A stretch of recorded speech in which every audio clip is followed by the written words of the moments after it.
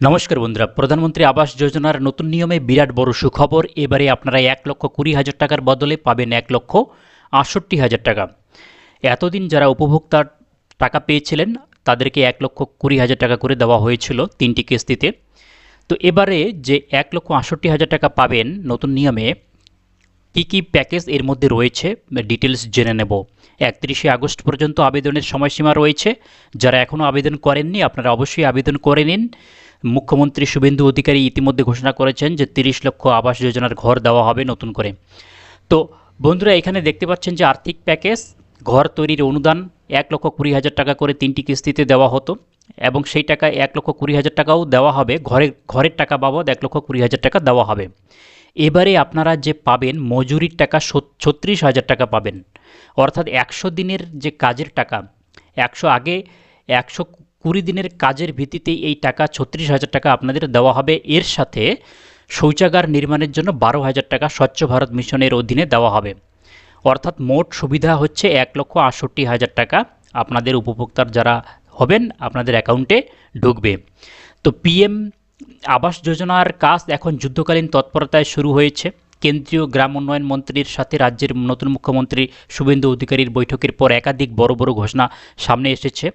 ইতিমধ্যে কিন্তু আবেদনের পাহাড় জমা হয়েছে এবং শেষ তারিখ আপনারা জানেন যে রাজ্যে নতুন সরকার পরিবর্তনের পর আবাস যোজনার যে বন্ধ দরজা সেটা খুলে গিয়েছে। ইতিমধ্যে 32 লক্ষেরও বেশি মানুষ এই নতুন করে ঘর পাওয়ার জন্য আবেদন করেছে, অর্থাৎ ইতিমধ্যে কিন্তু 32 লক্ষ আবেদন পার হয়ে গিয়েছে।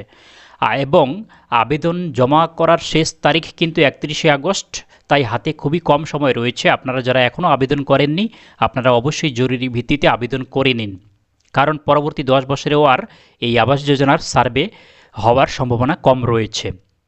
এবারে এই যে মজুরি টাকা বৃদ্ধি, এটাই হচ্ছে বড় খবর। আগে কি হতো, আবাস যোজনার উপভোক্তারা ঘর তৈরির জন্য 95 দিনের মজুরির পেতেন, অর্থাৎ 27,000 টাকা পেতেন, ঠিক আছে। কিন্তু নতুন প্রস্তাব অনুযায়ী এখন থেকে উপভোক্তারা 120 দিনের মজুরি পাবেন, অর্থাৎ 300 টাকা করে মজুরি পার ডে। 120 দিন হলে আপনারা সরাসরি 27,000 টাকার পরিবর্তে সেটা 36,000 টাকা আপনারা পাবেন। অর্থাৎ 1,20,000 টাকা ঘরের টাকা পাবেন, তার সাথে 36,000 টাকা আপনারা এই যে 120 দিনের ভিভিজি রামজির যে প্রকল্প, সেই প্রকল্পের টাকা আপনারা পাবেন। যারা পাহাড়ি এবং দুর্গম এলাকায় রয়েছেন এই মজুরি 125 দিন থেকে বাড়িয়ে 130 দিন করার কথা সরকার বলছে, তাহলে তারা আরও বেশি টাকা পাবেন। এইবারে নতুন যে কর্মসংস্থান প্রকল্প ভিভিজি রামজি প্রকল্প, রাজ্যে এখন 100 দিনের বদলে সেটা 125 দিনের যে নতুন কাজের প্রকল্প ভিভিজি রামজি চালু হয়েছে। আবাস যোজনার উপভোক্তাদের যদি জব কার্ড না থাকে তবে রাজ্য সরকারের উদ্যোগ নিয়ে তাদের জব কার্ড করিয়ে দেবে, যাতে তারা এই প্রকল্পের সুবিধা পান, অর্থাৎ এই 36,000 টাকা তারা যেন পান। তো এই প্রকল্পের জন্য কেন্দ্র সরকার চলতি অর্থবর্ষে পশ্চিমবঙ্গের জন্য 14,000 কোটি টাকা বরাদ্দ করেছে। এবারে আবেদনের যে নতুন শর্ত দেওয়া হয়েছে, পাকা দেওয়াল থাকলেও আপনারা ঘর পাবেন, শুধু শর্ত একটাই, যেন পাকা ছাদ আপনাদের না থাকে। তো আপনারা অবশ্যই আবেদন করে নেবেন। এবং এইবারে কিন্তু কেন্দ্রীয় সরকারি নজরদারি এবং স্বচ্ছতার জন্য কি করা হচ্ছে, আগের সরকারের আমলে তালিকায় অনেক অযোগ্য নাম থাকায় কেন্দ্র টাকা দেওয়া বন্ধ করে দিয়েছিল। তাই এবার নবান্ন এবং কেন্দ্র উভয় স্তর থেকেই কড়া যাচাই ভেরিফিকেশন করা হবে। যাদের সত্যি প্রয়োজন শুধুমাত্র তাদের নামই স্থায়ী অপেক্ষা তালিকা, অর্থাৎ PWL লিস্টে তাদের নাম তোলা হবে। এবং মোট যে আর্থিক প্যাকেজ সেটা ইতিমধ্যে আপনাদের বললাম যে 1,20,000 টাকা ঘরের টাকা আপনারা পাবেন। এর সাথে 36,000 টাকা আপনারা 120 দিনের কাজের প্রকল্পের টাকা আপনারা পাবেন মনরেগার, এবং এর সাথে শৌচাগার নির্মাণ করার জন্য আরও 12,000 টাকা আপনাদের দেবে স্বচ্ছ ভারত মিশন প্রকল্পের অধীনে। অর্থাৎ মোট আপনারা 1,68,000 টাকা পাবেন।